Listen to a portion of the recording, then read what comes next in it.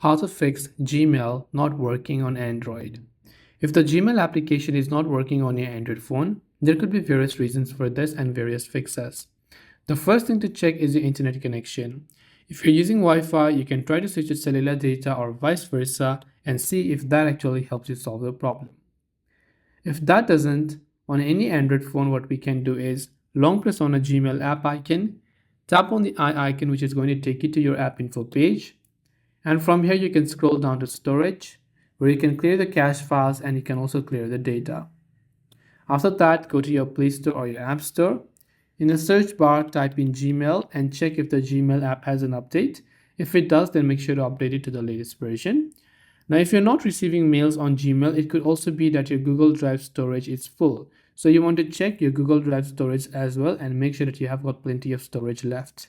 So hope this video helped you out. Thanks for watching and see you in the next video.